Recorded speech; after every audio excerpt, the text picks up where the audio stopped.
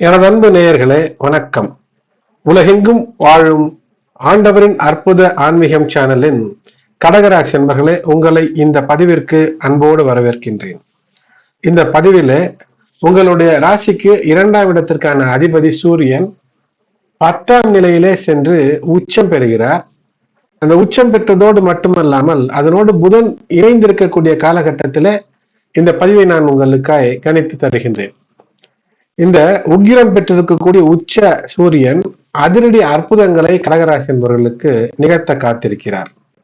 ஆகையினால் இந்த உச்சம் என்பது மே 14ஆம் தேதிக்குள் நிச்சயமாக நீங்கள் பயன்படுத்தி கொண்டு, இதுவரை அரசு சார்ந்த விஷயத்திலே ஏதேனும் தடை அல்லது வம்பு வழக்கு இருக்கிறது அல்லது ஏதேனும் பிரச்சனைகள் இருக்கிறது என்றால் சமயோஜித சிந்தனை மூலமாக வெற்றி பெற்று வருவதற்கு இது ஒரு அற்புதமான காலம். காரணம், இந்த மாதம்தான் குரு பகவான் உங்களுடைய ராசிக்கு 12ஆம் நிலையில இருந்து அருள் தருவார். சுப விரயங்கள் ஏற்படும்.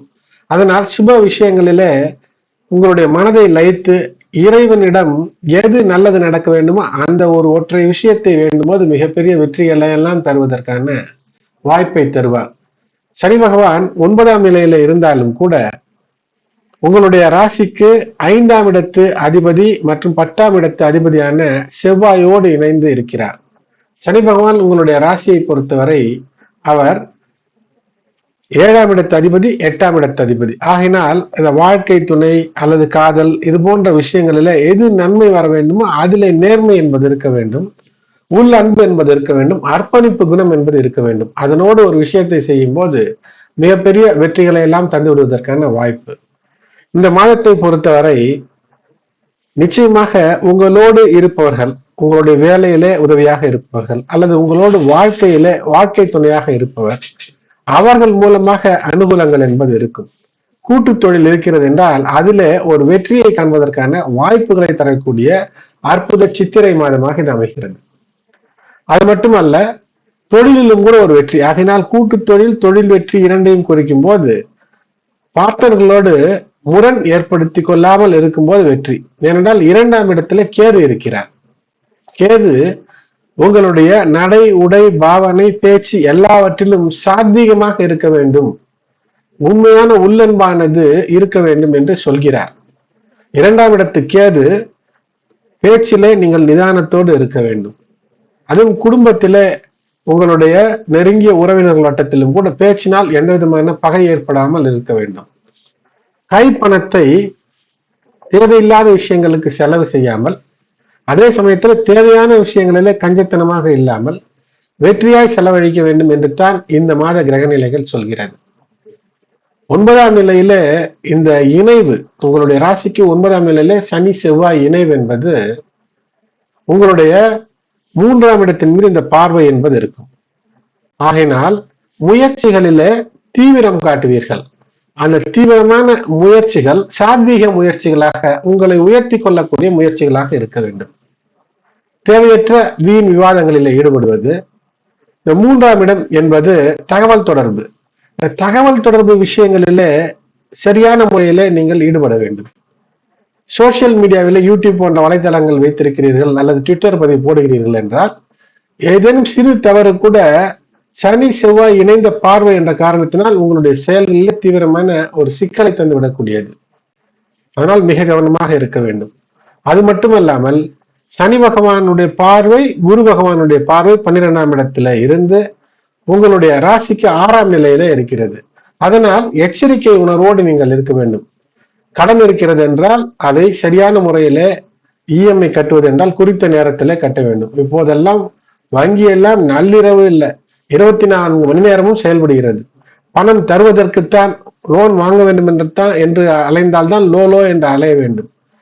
ஆனால் இஎம்ஐ கட்டுவதற்கு தேதி 10 என்று இருந்தால் அந்த 0 என்று நேரம் ஆரம்பிக்கும் போதே பிடித்து விடுகிறான். ஆகினாலே 9ஆம் தேதியே பகல் பொழுதிலேயே நீங்கள் பணம் போட்டிருக்க வேண்டும். இல்லை என்றால் அதற்கு வட்டி அபராதம் என்று ஒரு சிறு பிரச்சனை தண்டனை வந்துவிடும். ஆகினால் காசை தண்டமிடாமல் இருப்பதற்கு கடன் இருந்தால் சீரான முறையிலே கட்ட வேண்டும். அல்லது எவரேனும் கடன் கேட்டு வந்தார்கள் என்றால் அவர்களுக்கு நன்றி நமஸ்காரம் என்று சொல்லி அவரை கழட்டி விட வேண்டும். கடன் தருகிறீர்கள் என்றால் ஒரு எதிரியை சம்பாதித்துக் கொள்கிறீர்கள் என்று அர்த்தம். கொடுத்த பணம் திரும்பி வராது. அதற்கு பதிலாக ஒரு வம்பு தும்பு வழக்கு, பணத்தை வாங்கி கொண்டு உங்களை அவமானப்படுத்தக்கூடிய இழிச்சொல் இவையெல்லாம் வந்து சேரும். நீ பணம் எப்படி சம்பாதித்தே என்று எனக்கு தெரியாதா என்று வம்பிழுக்கக்கூடிய சூழ்நிலையை இந்த கிரகங்கள் தருகிறது. ஆகையினால் 12ஆம் இடத்துல இருக்கக்கூடிய குரு பகவான் நேரடியாக 6ஆம் இடத்தின் மீது பார்வை, சனி பகவானுடைய 10ஆம் பார்வையும் இருக்கிறது. பலம் பொருந்திய பார்வைகளில் ஒன்று 10ஆம் பார்வை. ஆகையினால் அதேபோல் நோய் இருக்கிறது என்றால் கவனக்குறைவாக இருக்கிறது, இதெல்லாம் ஒரு நோயா என்று விட்டால் அது சிக்கலை தரும். முடி உதிர்கிறது என்று முடிதானே என்று விட்டால் அது வழுக்கை ஆகும் போது தெரியும். ஆண்களானாலும் பெண்களானாலும் இன்று முடிக்காகவே பல லட்சம் செய்கிறார்கள். முடி மன்னர்கள் கூட முடி வைத்துக் கொண்டு தான் இருக்கிறார்கள். ஆகினால் அந்த முடிக்கு அவ்வளவு மரியாதை. அப்படி இருக்கும்போது முடி இல்லை என்றாலும் வாழலாம், உயிர் வாழலாம். ஆனால் மற்ற உறுப்புகளுக்கு மிக மிக முக்கியத்துவம் நீங்கள் தர வேண்டும். உள் உறுப்புகளை சுத்தமாக வைத்துக்கொள்ள, உங்களுடைய மனதை சுத்தமாக வைத்துக்கொண்டு அதிகாலையிலே சூரியன் எழுவதற்கு முன்பு எழுந்து சூரியனுக்கான ஒரு அர்க்கியம் அல்லது சூரிய நமஸ்காரம் செய்வது, சூரியனுடைய அந்த ஒளி அந்த வெப்பம் உடலிலே படும்படி ஏறும்படியாக அதிகாலை சூரியன் ஒரு 7-7:30 மணிக்குள்ளாக காலையில் எழுந்து ஒரு நடைபயிற்சி செய்வது கூட சூரிய வணக்கம் என்று எடுத்துக்கொள்ளலாம்.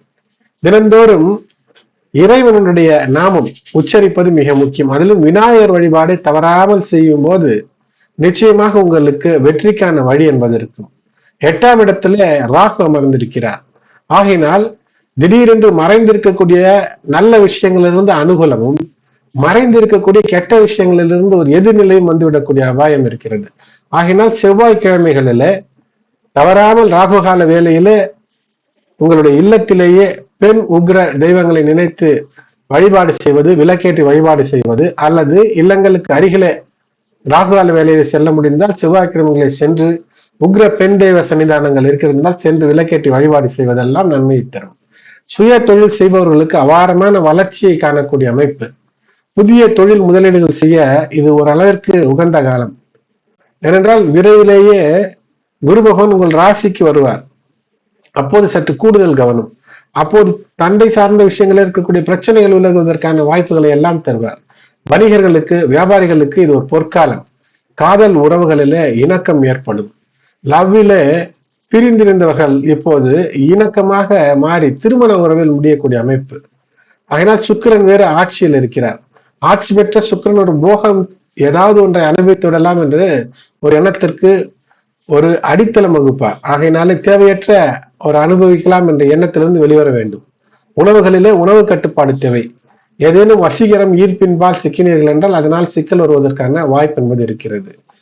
ஒரு திருப்புமுனை மாதமாக இது அமையும். 10ஆம் வீட்டிலே சூரியன் உச்சம் பெறுவதால் தொழில், வேலை வாய்ப்பு, கல்வி என்று எல்லா விஷயத்திலும் அரசு சார்ந்த அனுகூலங்கள் ஏதேனும் வர வேண்டி பாக்கி இருக்கிறது, தங்கு தடையாக இருக்கிறது என்றால் இவற்றெல்லாம் நல்ல முன்னேற்றம் என்பது இருக்கும். 10ஆம் வீட்டில் உள்ள சூரியன் உச்சம் பெறுவது உங்களுக்கு புதிய வாய்ப்புகளை அள்ளித்தந்து சமுதாயத்திலே கௌரவத்தையும் மதிப்பையும் தேடித்தரும்.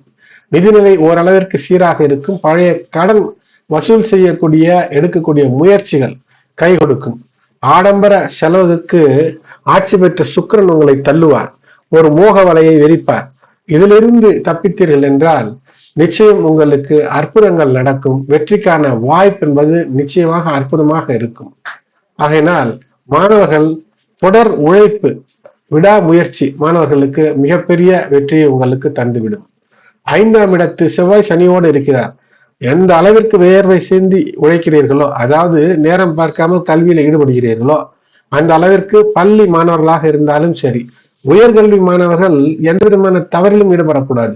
வெளிநாடு சென்று வேலை, படிப்பு என்று இருக்கக்கூடியவர்கள் சிறு தவறு செய்தாலும் அதில் சிக்கக்கூடிய அமைப்பாகினால் சரியான முறையிலே அணுகும் போது உயர்கல்வியிலே மாபெரும் வெற்றிகளை சந்திக்கக்கூடிய அமைப்பு என்பது இருக்கிறது.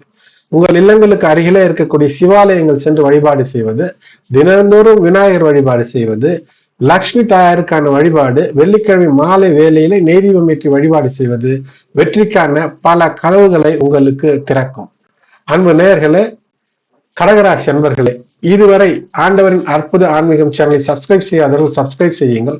மேலும் உங்களுடைய உற்றார் உறவினர் நண்பர்கள் கடகராசி, கடக லக்னத்தில் இருந்தாலும் அல்லது ராசி கடகம், லக்னம் எதுவாக இருந்தாலும் பொதுவில் இந்த பலன்கள் பொருந்தி வரும்படியாக இந்த பதிவினை உங்களுக்கு கணித்து தந்திருக்கின்றேன்.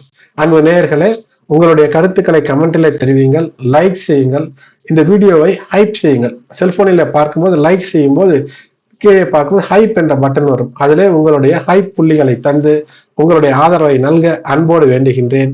Like, share, subscribe. நன்றி.